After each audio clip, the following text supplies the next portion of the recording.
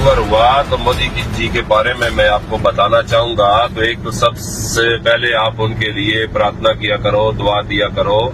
हमारा हाल देख लो, पाकिस्तान में हमारा क्या हाल हो गया। सारे आलू प्याज 4-5 रुपए केजी हैं और आपके मजे लगे हुए हैं इंडिया में।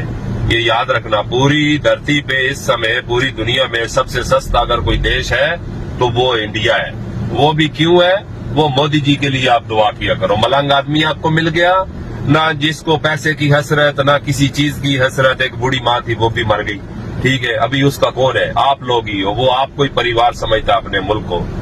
तो देखो, यूनाइटेड अरब अमारात में पहले एग्रीमेंट था, तो अभी G20 भी गया तो पूरा अरब उन्होंने मानो कि अपने साथ अटैच कर लिया। जो ट्रेन आपको जैसे कि बताई है कि वो ट्रेन है इस समय चल रही है अबू धाबी से फुजेरा के लिए, और आने वाले समय में 2035 तक वो ट्रेन जो है अबू धाबी से फिर जाएगी वो Qatar, Bahrain, Saudi, Kuwait, Oman, Al Ain से होके आएगी फुजेरा, और फुजेरा से जाएगी बम्बई बरास्ता समुंदर के रास्ते से।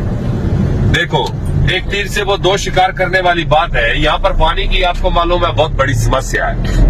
पानी समुद्र का साफ करके पिलाते हैं, फिर उठा ले जाते हैं, फिर साफ करते हैं। अपने रोडों पे ये देख रहे हैं फूल पेड़ वगैरह लगे हुए हैं, तो यहाँ पर 2 दफा साफ करके वो पानी जाकर खत्म होता है। तो वो उस ट्रेन के नीचे डाली जाएगी पाइपलाइनें डालने का ये मकसद है कि आपके इंडिया से आएगा पानी और यहाँ से जाएगा डीजल पेट्रोल। तो मानो दोनों देश बहुत आगे बढ़ जाएंगे।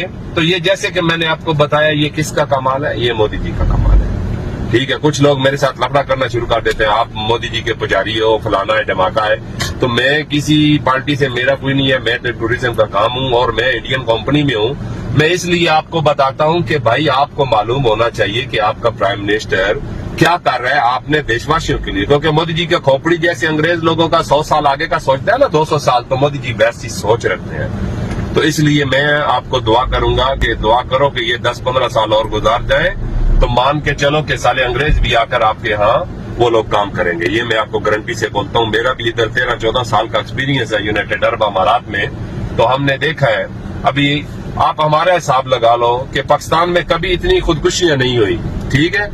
आटे के पीछे बेचारी लेडीज लोग मर गए, पांव के नीचे आके मर गए। आलू प्याज देखो वो आसमानों से बातें करते हैं, कुकिंग ऑयल देखो, ठीक है।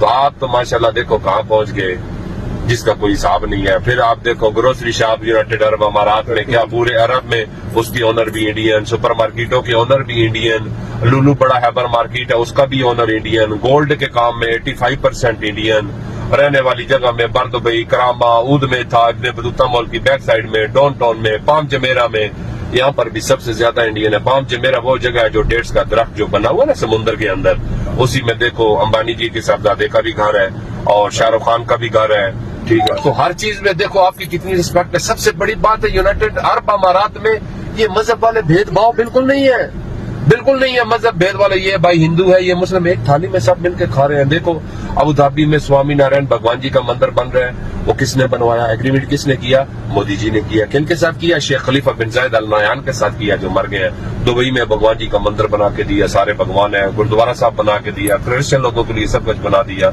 तो आने वाले समय में मेरे हिसाब से आपका इंडिया बहुत और आगे बढ़ जाएगा, क्योंकि मोदी जी की जो पूरी टीम है। अभी आप योगी जी का एरिया ले लो, मैं बैठा यहाँ हूँ, तो वो देखो वहां पर बोलते हैं शाम के बाद कोई बाहर नहीं निकलता था, ठीक है।